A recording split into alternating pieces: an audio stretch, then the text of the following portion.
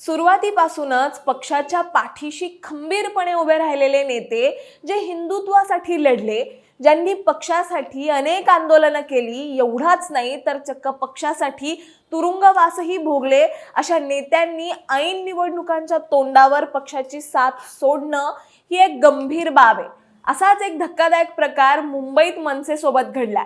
मनसेचे माजी नगरसेवक आणि फायर ब्रँड नेते संतोष धुरी यांनी आज राज ठाकरेंची साथ सोडून भाजपमध्ये प्रवेश केला। भाजपमध्ये प्रवेश करताच त्यांनी ठाकरे बंधूंच्या युतीवर जोरदार हल्ला चढवला। मनसेचा ताबा आता उद्धव ठाकरेंनी घेतलाय असा थेट आरोप संतोष धुरींनी केला। एवढाच नाही तर आपल्या जवळच्या मित्राला उमेदवारी दिली गेली नाही म्हणून मनसेचे महत्त्वाचे नेते संदीप देशपांडे हे देखील पक्षात नाराज असल्याची माहिती मिळते। त्यामुळे ऐन निवडणुकीच्या तोंडावर संतोष धुरी पाठोपाठ संदीप देशपांडे देखील मनसे सोडणार का असा प्रश्न आता उपस्थित झालाय। आता हे गंभीर प्रकरण नेमकं आहे तरी काय, याबद्दलच आपण सविस्तर जाणून घेणार आहोत या व्हिडिओच्या माध्यमातून। दरम्यान तुम्ही चॅनलवर नवे आला असाल तर इकडे खाली दिसत असलेल्या सबस्क्राइब बटनवर लगेच क्लिक करा। संतोष धुरी हे मनसेचे कट्टर निष्ठावान नेते म्हणून ओळखले जातात।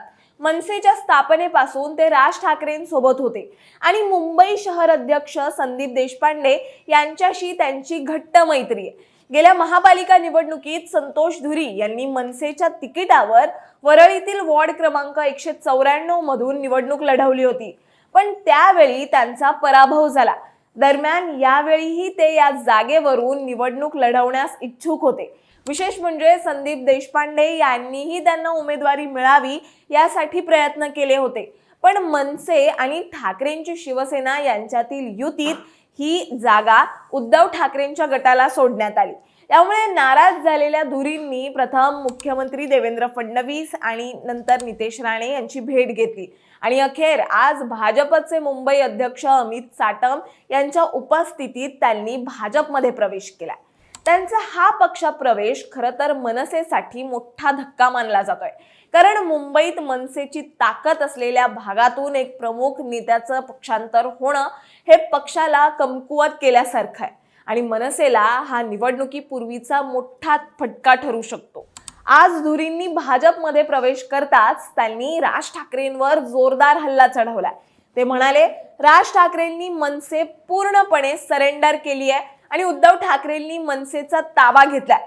धुरींनी असा धडधडीत आरोप केलाय की मनसेची युती ही हिरव्या रक्ताच्या लोकांसोबत झाली आहे। आम्ही भगवे रक्ताचे आहोत, पण राज साहेबांनी उद्धव ठाकरेंसमोर गुडघे टेकले असं धुरी म्हणालेत। दरम्यान जागा वाटपावर बोलताना धुरी म्हणालेत की मुंबईत मनसेला 52 जागा सोडल्या, पण त्यातील 7 ते 8 जागाही निवडून येतील की नाही याची शाश्वती नाहीये। उद्धव ठाकरेंनी ज्या जागा त्यांना नको होत्या किंवा जिथे त्यांचे नगरसेवक बदनाम झालेत त्या जागा त्यांनी मनसेला दिल्यात। मुंबईतील मराठी बहुल भाग जसं की माहीम, दादर, वरळी, शिवडी आणि भांडूपमध्ये जिथे मनसेची ताकद आहे तिथे फक्त एक जागाच मनसेला देण्यात आली आहे। एवढाच नाही तर प्रकाश पाटणकरांची जागाही यात काढून घेण्यात आली आहे असा दावा धुरींनी केलाय। बरे, यात अत्यंत महत्त्वाची गोष्ट म्हणजे सध्या संदीप देशपांडे देखील पक्षात नाराज असल्याची चर्चा। जागा वाटपाच्या चर्चेत मनसेचे प्रमुख चेहरे असणारे संदीप देशपांडे यांना डावलल्याबद्दल स्वतः संतोष धुरी यांनी संताप व्यक्त केलाय।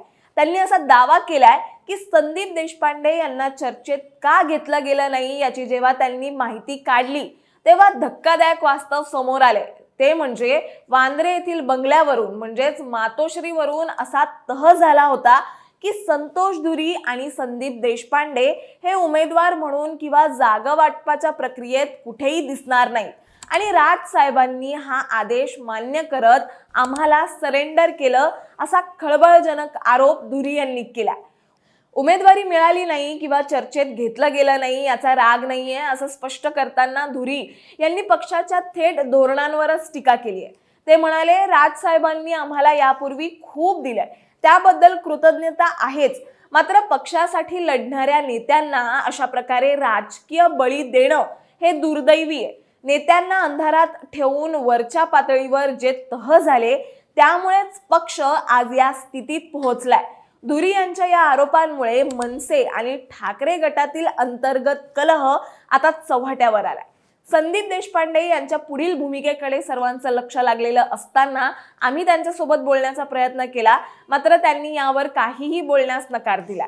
एक लक्षात घ्या, धुरींसकट संदीप देशपांडे देखील मुंबईचे महत्त्वाचे नेते आणि ऐन निवडणुकीच्या तोंडावर पक्षातील महत्त्वाचे नेते नाराज होणं हे अत्यंत दुर्दैवी बाब आहे.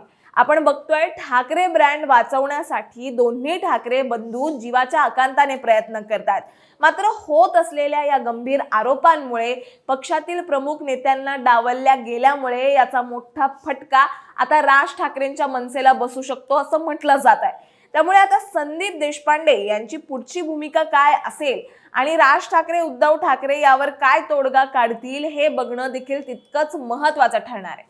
तुम्हाला याबद्दल काय वाटतं हे आम्हाला कॉमेंट्समध्ये नक्की सांगा आणि अशाच माहितीपूर्वक व्हिडिओ बघण्यासाठी लगेचच सबस्क्राईब करा प्राईम टाइम महाराष्ट्राला.